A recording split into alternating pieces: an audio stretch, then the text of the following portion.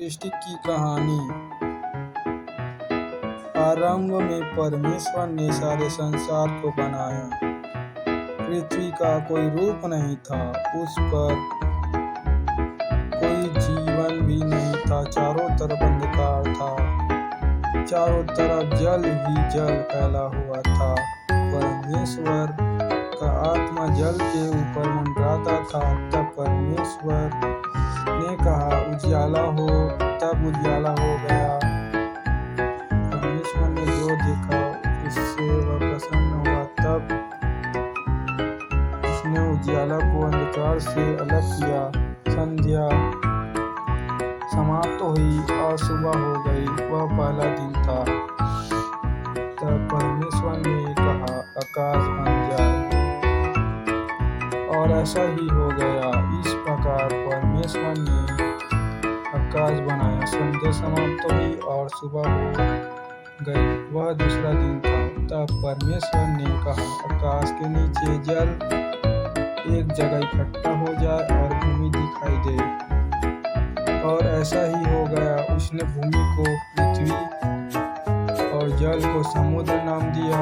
इससे परमेश्वर प्रसन्न हुआ। तब परमेश्वर ने कहा, पृथ्वी पर तरह तरह के पेड़ पौधे, कुछ बीज वाले और कुछ फल वाले उगे, और ऐसा ही हो गया। इससे परमेश्वर प्रसन्न हुआ। तब संध्या समाप्त हुई और सुबह हो गई। वह तीसरा दिन था।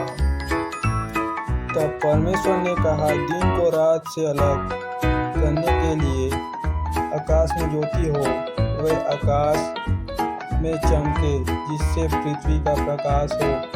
साथ ही वे दिनों, वर्षों और ऋतुओं को भी बताए, और ऐसा ही हो गया। तब संध्या समाप्त हुई और सुबह हो गई। वह चौथा दिन था।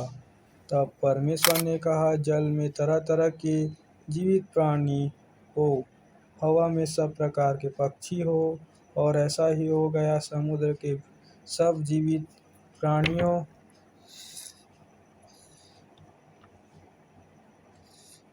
हो, हवा में सब प्रकार के पक्षी हो, और ऐसा ही हो गया। समुद्र के सब जीवित प्राणी और सब पक्षियों के उन्हीं के सामने छोटी बच्चे भी थे। परमेश्वर उनके लिए सब कुछ अच्छा ही अच्छा चाहता था। तब संध्या समाप्त हुई और सुबह हो गई। वह पांचवीं दिन था।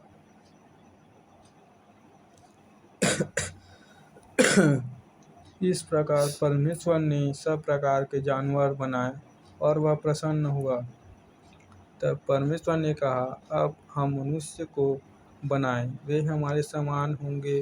वे मछलियों और पक्षियों पर अधिकार रखेंगे। वे बड़े और छोटे जानवरों पर भी, जो पालतू और जंगली हैं, अधिकार रखेंगे। इस प्रकार परमेश्वर ने अपनी समानता में मनुष्य को बनाया।